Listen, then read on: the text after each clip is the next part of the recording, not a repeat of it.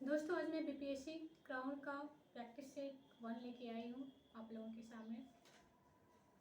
इसमें जितने भी विद्यार्थी जितने भी अभ्यर्थी बीपीएससी का एग्जाम दे रहे हैं उन लोगों के लिए सभी के लिए बेनिफिशियल है।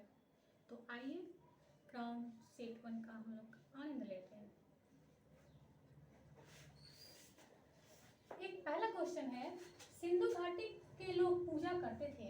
सिंधु घाटी के लोग पूजा करते थे तो किसकी पूजा करते थे?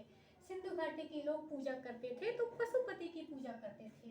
सिंधु घाटी के लोग किसकी पूजा करते थे? सिंधु घाटी के लोग पशुपति की पूजा करते थे। जैसे कहा जाता है दोस्तों, सिंधु घाटी के लोग पशुपति शिव की पूजा करते थे। इसका प्रमाण मोहनजोदड़ो से प्राप्त एक मोहर है। मोहनजोदड़ो से प्राप्त एक मोहर है जिसमें प्रमाण मिलता है सिंधु घाटी सभ्यता में पशुपति शिव की पूजा करते थे वहाँ के लोग। तो जिस पर योगी की आकृति बनी है, वहाँ की किसकी आकृति बनी है दोस्तों? तो वहाँ पे योगी की आकृति बनी है। मार्शल ने इसे सदाशिव माना है। मार्शल ने इसे क्या माना है दोस्तों? मार्शल ने इन्हें सदाशिव माना है। इसके अतिरिक्त बहुत से शिवलिंग की आकृति प्राप्त हुई है जो शिव पूजा से संबंधित की जा सकती है। कौन सी पूजा से संबंधित की जा सकती है दोस्तों? शिव पूजा से। मतलब यहाँ आपने क्या पढ़ा? सिंधु घाटी के लोग पूजा करते थे तो किसकी? तो पशुपति की। तो क्लियर हो गया? नो डाउट दोस्तों? Any doubt? तो मैं आगे बढ़ रही हूँ। दूसरा क्वेश्चन है, बुद्ध की मृत्यु के पश्चात बौद्ध संगीति की अध्यक्षता किसने की? बुद्ध की मृत्यु के पश्चात बौद्ध संगीति की अध्यक्षता किसने की? तो इसका आंसर हो जाएगा महाकश्यप। आपको मैं एक और इंटरेस्टिंग बात बताने जा रही हूँ दोस्तों। अगर आपसे बौद्ध संगीति के बारे में एक भी क्वेश्चन आ जाए तो मेरे इस वीडियो को देखने के बाद आपको बौद्ध संगीति से एक भी क्वेश्चन यहाँ से बाहर नहीं मिलेगा। तो आइए मैं देखती हूँ। जैसे दोस्तों पूछा जाए, क्या ये महाकश्यप बुद्ध की मृत्यु के पश्चात बौद्ध संगीति की अध्यक्षता का जहाँ सवाल आ जाए दोस्तों, तो आपको बस ये ध्यान कर रखना है, मसमो। क्या दोस्तों याद रखना है आपको? मसमो। जहाँ पर बौद्ध संगीति की अध्यक्षता की बात आ जाए, ये अध्यक्षता की बात आ जाए तो यहाँ पे आपको क्या याद करना है? मसमो। तो मो से क्या आ जाएगा? महाकश्यप। सो से क्या आ जाएगा दोस्तों? सावाकामी। मो से क्या आ जाएगा दोस्तों? मोगलीपुत्तिस।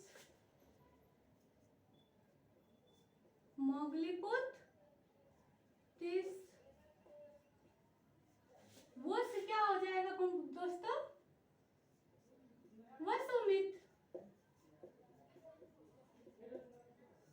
वसुमित। तो दोस्तों अगर अध्यक्षता से एक भी क्वेश्चन आ जाए, बौद्ध संगीति की अध्यक्षता पहले किसने की थी? तो मसमो। पहला वाला किया था महाकश्यप, दूसरा वाला किया था सावाकामी, तीसरा वाला किया था मोगलीपुत्तिस, चौथा वाला किया था वसुमित्र। और दोस्तों एक बात याद रखने वाली बात है कि अध्यक्षता तो किया था वसुमित्र चौथी बौद्ध संगीति का, पर इसके उपाध्यक्ष कौन थे? तो इसके उपाध्यक्ष अश्वघोष थे। तो इसके उपाध्यक्ष कौन थे दोस्तों? अश्वघोष। अध्यक्ष नहीं दोस्तों, एक बात याद क्या रखना है माय डियर फ्रेंड। प्रथम बौद्ध संगीति की अध्यक्षता किसने की थी? महाकश्यप। दूसरी बौद्ध संगीति की अध्यक्षता किसने की थी? सावाकामी। तीसरी बौद्ध संगीति की अध्यक्षता किसने की थी? तो मोगलीपुत्तिस। चौथी बौद्ध संगीति की अध्यक्षता किसने की थी? तो वासुदेव।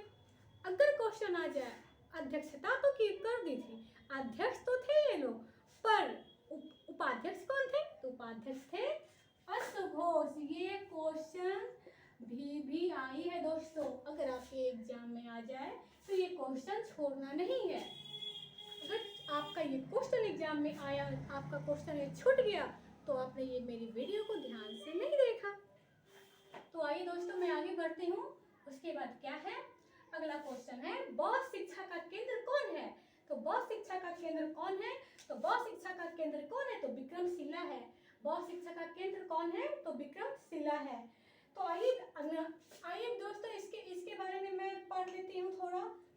प्रथम बौद्ध संगीति की अध्यक्षता 483 ईस्वी में की गई थी। प्रथम बौद्ध संगीति की अध्यक्षता कब की गई थी? तो 483 ईस्वी में प्रथम बौद्ध संगीति की अध्यक्षता की गई थी 483 ईस्वी में। राजगिरी के सप्तपर्णी गुफा में, याद रखना दोस्तों, राजगिरी के सप्तपर्णी गुफा में हुआ था। कहाँ हुआ था? राजगिरी के सप्तपर्णी गुफा में हुआ था ये प्रथम बौद्ध संगीति। ठीक है। इस समय मगध का शासक कौन था? इस समय मगध का जो शासक था दोस्तों, इस समय मगध का शासक कौन था? तो अजातशत्रु।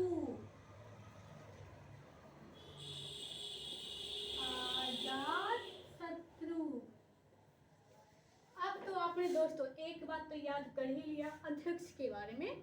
पहली, दूसरी, तीसरी, चौथी के कौन अध्यक्ष थे और चौथी बौद्ध संगीति के उपाध्यक्ष कौन थे, ये तो आपने देख ही लिया। अब आते हैं शासक कौन थे। प्रथम बौद्ध संगीति जब हुई थी उसमें शासक कौन थे? दूसरी बौद्ध संगीति जब हुई थी उसमें के शासक कौन थे? तीसरी बौद्ध संगीति हुई थी उसमें के शासक कौन थे? चौथी बौद्ध संगीति हुई थी तो उसमें के शासक कौन थे? तो आइए देर न करते हुए फटाफट देखते हैं किसने की थी। तो आपको एक छोटा सा ट्रिक याद रखना है। क्या याद रखना है? अका अक, अका अक। तो क्या हो जाएगा? आ से हो जाएगा अजातशत्रु, अजातशत्रु। का से हो जाएगा कालाशोक, का से क्या हो जाएगा दोस्तों? कालाशोक। और से क्या हो जाएगा? अशोक। का से क्या हो जाएगा दोस्तों? कनिष्क। अगर आपसे क्वेश्चन पूछा जाए 1 2 3 4, अगर आपसे एग्जाम में डायरेक्ट क्वेश्चन आ जाए दोस्तों कि प्रथम बौद्ध संगीति के शासक कौन थे, दूसरे बौद्ध संगीति के शासक कौन थे, तृतीय के कौन थे, तो चतुर्थ के कौन थे, तो देर न करते हुए आइए दोस्तों देखते हैं। प्रथम के कौन थे? अजातशत्रु। द्वितीय के कौन थे? कालाशोक। तृतीय के कौन थे? अशोक। चौथे के कौन थे? कनिष्क। अब देर न करते हुए नेक्स्ट क्वेश्चन देखते हैं दोस्तों। छठी सदी ईसा पूर्व के 16 महाजनपदों में किस बौद्ध ग्रंथ में सूचना मिलती है? तो छठी सदी ईसा पूर्व के 16 महाजनपदों में किस बौद्ध ग्रंथ में सूचना मिलती है? तो इसका आंसर क्या है दोस्तों? इसका आंसर आ जाएगा आपका अंगुत्तर निकाय। ध्यान देने बात यह है कि छठी सदी ईसा पूर्व के 16 महाजनपदों में किस बौद्ध ग्रंथ में सूचना मिलती है? तो इसका आंसर है अंगुत्तर निकाय। तो इसका देखते हैं दोस्तों। उत्तर वैदिक काल में जनजातीय राज्यों की जगह क्षेत्रीय राज्य स्थापित करने की जो प्रवृत्ति दिखाई पड़ती है उसका पूर्ण विकास छठी सदी के ईस्वी पूर्व तक हो चुका है। फलस्वरूप इस समय अनेक बड़े बड़े राज्यों की स्थापना का प्रमाण साहित्य ग्रंथों में मिलता है। बौद्ध ग्रंथ के अंगुत्तर निकाय में 16 महाजनपदों का उल्लेख किया गया है। जैन ग्रंथ भगवती सूत्र में भी 16 महाजनपदों की सूची मिलती है, परंतु वहां उनके कुछ भिन्न प्रकार से दिए गए हैं, जैसे अड़ंग, मगध, मलय, मालव, अच्छ, वच्छ, मेली, पाठ्य, लोर इत्यादि। अब आइए दोस्तों नेक्स्ट क्वेश्चन पे आते हैं। नेक्स्ट क्वेश्चन है हमारा, नंदवंश के पश्चात मगध पर किस राजवंश ने शासन किया? नंदवंश के पश्चात मगध पर किस वंश का शासन किया? इसका आंसर है मौर्य। इसका आंसर है मौर्य। अगर आपको कभी ये क्वेश्चन एग्जाम में आ जाए किस वंश के बाद किस वंश का शासक हुआ, तो आपको भूलना कतई नहीं है, क्योंकि मेरे पास एक ट्रिक है। कौन सी ट्रिक? तो मैं आपके सामने लिख रही हूँ, हसीना माशुक।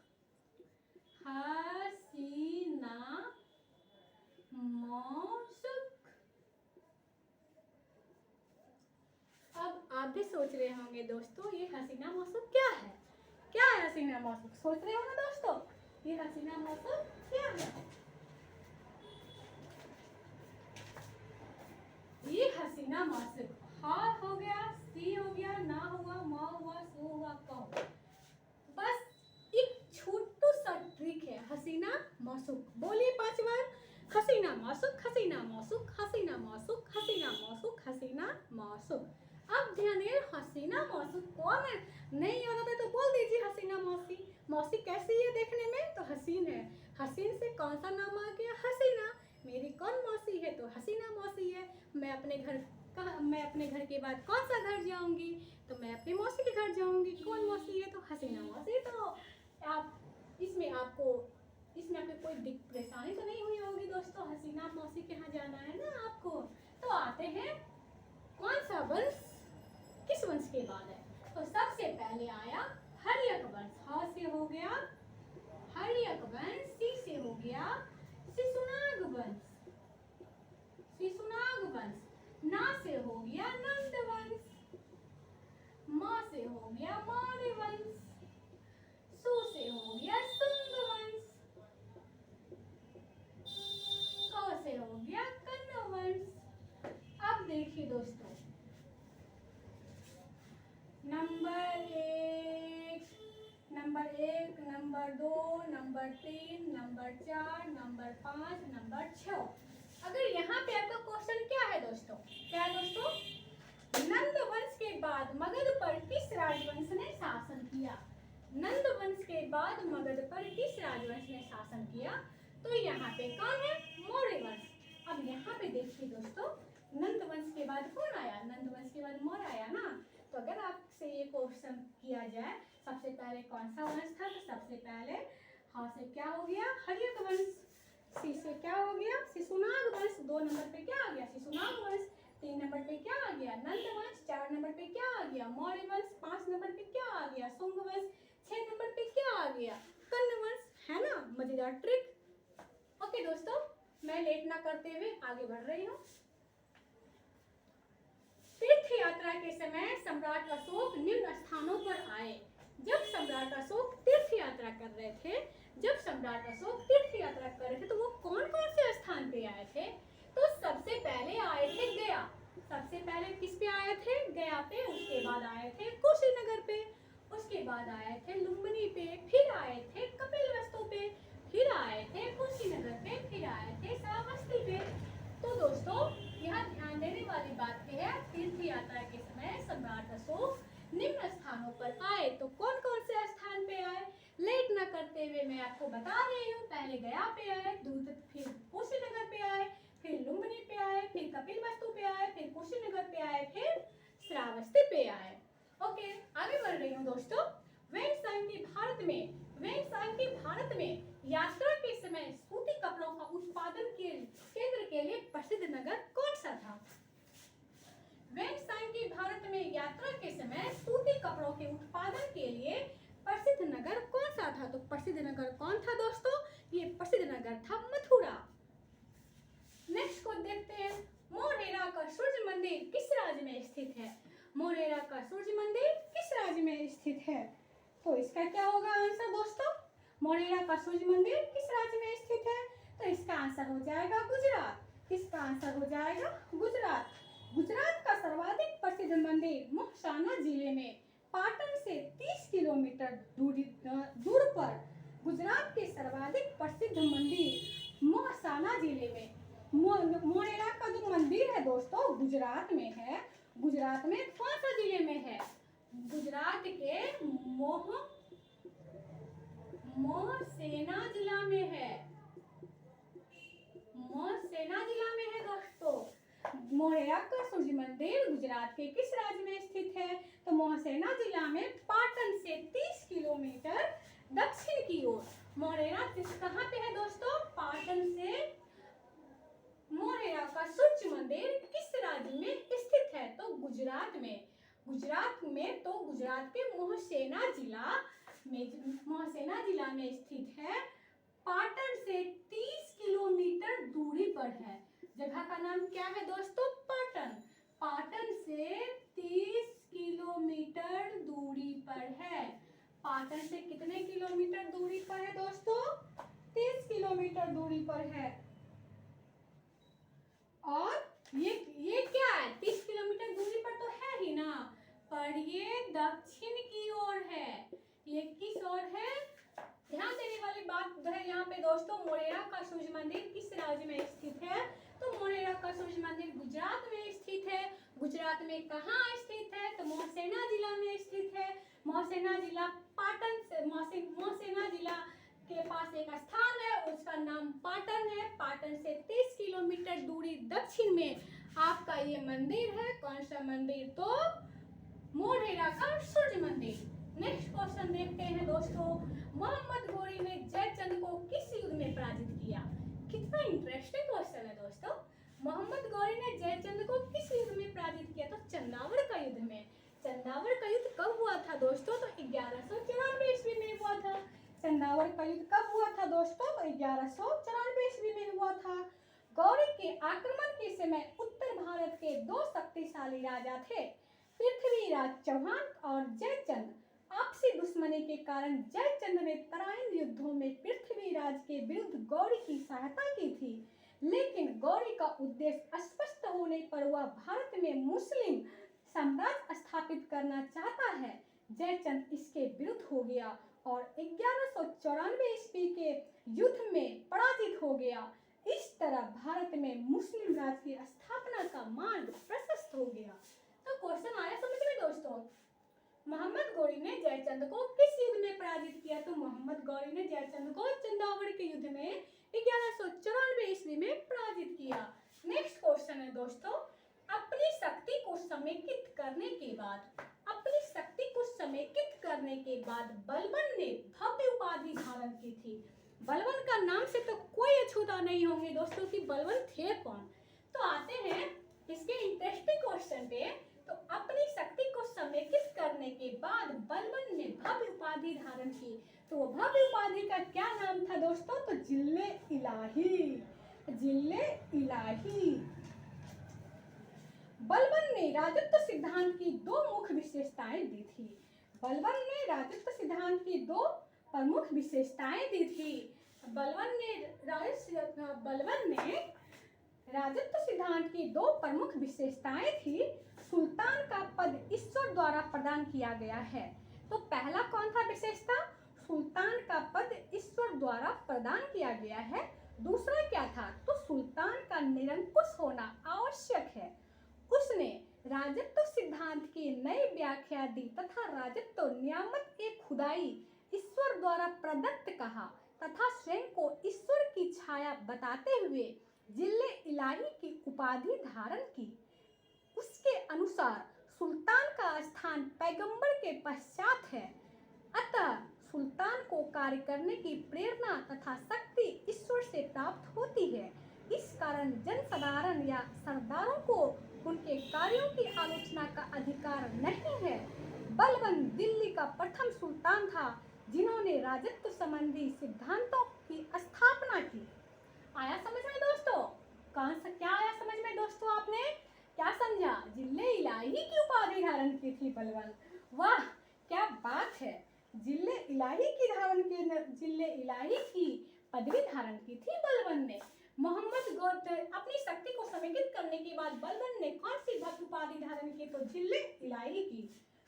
नेक्स्ट क्वेश्चन है दोस्तों, निम्न चित्रकारों में किसे जहांगीर ने नादिर उज जमा, ध्यान से सुनने वाली बात है दोस्तों और देखने वाली भी, नादिर उज जमा की पदवी दी थी? जहांगीर ने किस चित्रकार को नाजी उज जमा की पदवी दी थी? तो अबुल हसन को।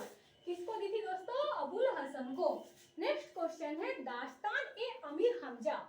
दास्तान ए अमीर हमजा का चित्रांकन किसके द्वारा किया गया? तो अब्दुल समद। दास्तान ए अमीर हमजा का चित्रांकन किसके द्वारा किया गया दोस्तों? तो अब्दुल समद। 1857 का नेतृत्व बिहार में किसने किया था? 1857 का विद्रोह से आज तक कोई अछूता है नहीं ना, तो आप भी कैसे अछूता रह सकते हैं इस विद्रोह से? तो आइए मैं देखती हूँ 1857 के नेतृत्व बिहार में किसने किया? तो वीर कुंवर सिंह। वीर कुंवर सिंह बिहार में आरा जिले के एक गांव जगदीशपुर के प्रमुख जमींदार थे। कहाँ के जमींदार थे दोस्तों? जगदीशपुर। वीर कुंवर सिंह कहाँ के जमींदार थे? तो जगदीशपुर के जमींदार थे। जब उन्होंने अंग्रेजों के विरुद्ध विद्रोह किया उस समय के वे 80 वर्ष के वृद्ध व्यक्ति थे। जिस समय अंग्रेज के विरुद्ध हुए ना दोस्तों वीर कुंवर सिंह, उस समय इनकी उम्र कितने वर्ष की थी? 80 वर्ष। जिस समय इन्होंने अंग्रेज के साथ लड़ाई लड़ी उस समय इनकी उम्र 80 वर्ष के थे, यानी वृद्ध हो चुके थे। प्रकृति ने उन्हें अदम्य शौर्य, वीरता और सेना नायकों के आदर्श गुणों से मंडित किया था। इसी कारण उन्हें सही रूप में विद्रोह के दौरान बिहार का सिंह माना जाता है। उन्होंने शाहाबाद जिले में अंग्रेजों की सत्ता का तख्ता पलट किया। उन्होंने कहा अंग्रेजों की तख्ता पलट किया? तो शाहाबाद जिला। वीर कुंवर सिंह जो थे वो शाहाबाद जिले में अंग्रेजों की सत्ता का तख्ता पलट कर दिया और अपनी सरकार स्थापित की। यहाँ से तख्ता पलट करके क्या की? अपनी सरकार को स्थापित की, अपनी सरकार स्थापित की। अब नेक्स्ट क्वेश्चन आते हैं दोस्तों। चलिए हम क्या बोलते हैं कुंवर सिंह के बारे में थोड़ा डिटेल में जानकारी ले लेते हैं। वह विद्रोह की मसाल को रोहतास, मिर्जापुर, रीवा, वीर कुंवर सिंह जो थे वह विद्रोह की मसाल को रोहतास, मिर्जापुर, रीवा, बांदा और लखनऊ तक ले गए। कौन कौन सी जगह ले गए दोस्तों? रोहतास, मिर्जापुर, रीवा, बांदा। रोहतास, मिर्जापुर,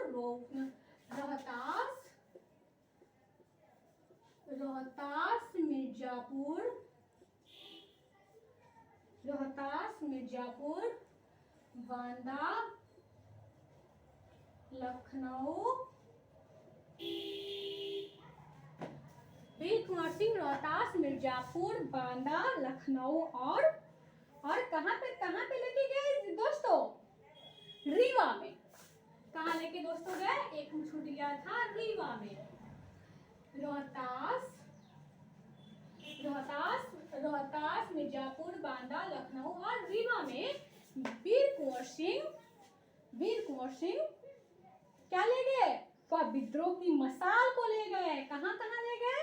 रोहतास ले गए, मिर्जापुर ले गए, बांदा ले गए, लखनऊ ले गए और रीवा ले गए।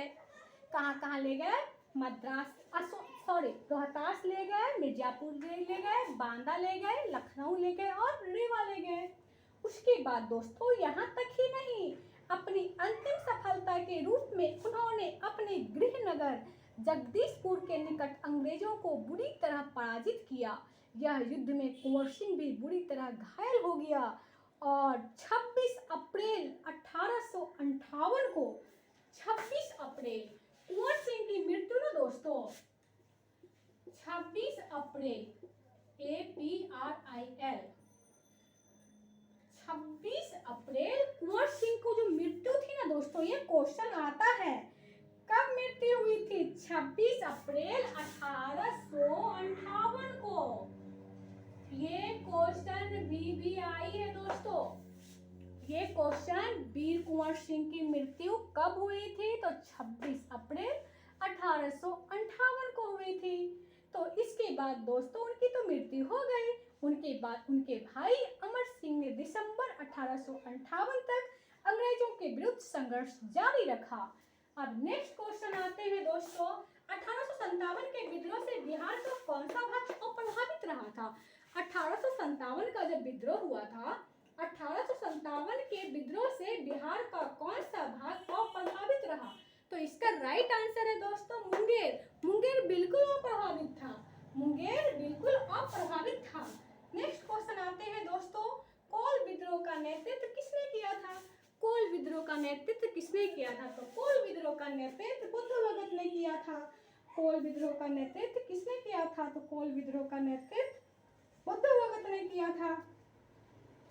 यह विद्रोह झारखंड, कोल विद्रोह के बारे में देख लेते हैं दोस्तों थोड़ा। यह विद्रोह झारखंड राज्य के छोटा नागपुर क्षेत्र में हुआ था। यह विद्रोह जो कोल विद्रोह है वो झारखंड राज्य के छोटा नागपुर क्षेत्र में हुआ था। विद्रोह का मूल कारण कोलों की भूमि को उनके मुखिया मुंडाओं से छीनकर मुस्लिम कृषक तथा सिखों को देना था। कोल विद्रोह का नेतृत्व 1831-32 में बुद्ध भगत एवं गंगा नारायण ने किया था। कोल विद्रोह का नेतृत्व किसने किया था? बुद्धो भगत और गंगा नारायण ने। कहाँ लिखे दोस्तों? बुद्धो भगत और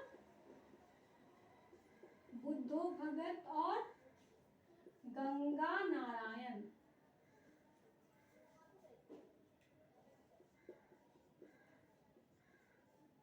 मेरे राइटिंग पे मत जाइएगा दोस्तों, मैं पहली बार ब्लैक बोर्ड पे लिख रही हूँ। कोल विद्रोह का नेतृत्व किसने किया था दोस्तों? बुद्धो भगत और गंगा नारायण ने 1831-32 में। 1831-32 में कोल विद्रोह का नेतृत्व किसने किया था? तो बुद्धो भगत और गंगा नारायण ने।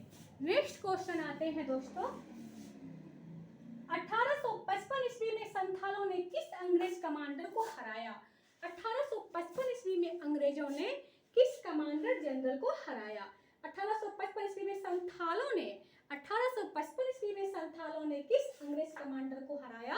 तो उस अंग्रेज कमांडर का नाम है दोस्तों मेजर वारो। नेक्स्ट क्वेश्चन पे आते हैं दोस्तों, केशव चंद्र सेन ने किसकी स्थापना की थी? केशव चंद्र सेन ने किसकी स्थापना की थी?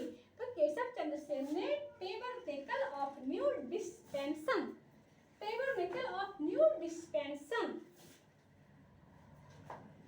और इंडियन रिफॉर्म एसोसिएशन की स्थापना की थी।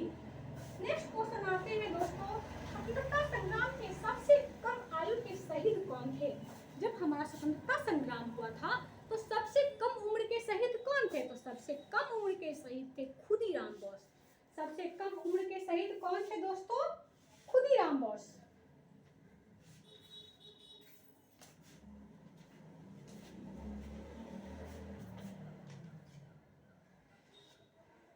नेक्स्ट क्वेश्चन देखिए दोस्तों,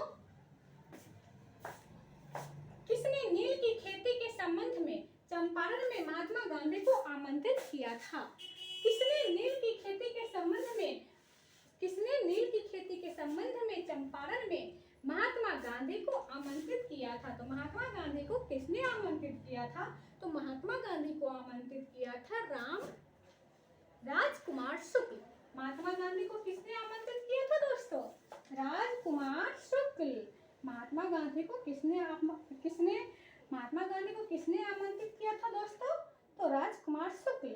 चंपारण सत्याग्रह 1917 में हुआ था। चंपारण सत्याग्रह 1917 में हुआ था। चंपारण सत्याग्रह कब हुआ था दोस्तों? 1917। चंपारण सत्याग्रह कब हुआ था दोस्तों? 1917 में हुआ था। यह 3 कठिया प्रणाली 3/20 के विरोध में किया गया था। 3 कठिया जो प्रणाली है ना दोस्तों, 3/20, 3 कठिया प्रणाली 3/20 के विरोध में किया गया था। इस सत्याग्रह में भारत के दलित और आदिवासी समुदायों की सक्रिय भागीदारी भी देखने को मिली। तो आई होप दोस्तों आपको ये बीपीएससी क्राउन का प्रैक्टिस सेट नंबर 1 21 क्वेश्चन आपको समझ में आया होगा। तो सेशन को आगे भी जारी रखें, आगे भी देखते रहें दोस्तों। एक एक क्वेश्चन बहुत ज़्यादा इम्पॉर्टेंट है। तो दोस्तों मैं आप लोगों को लेट ना करते हुए मैं 12-15 सेकंड का टाइम देती हूँ। कृपया इसको देख लें अच्छी तरीके से।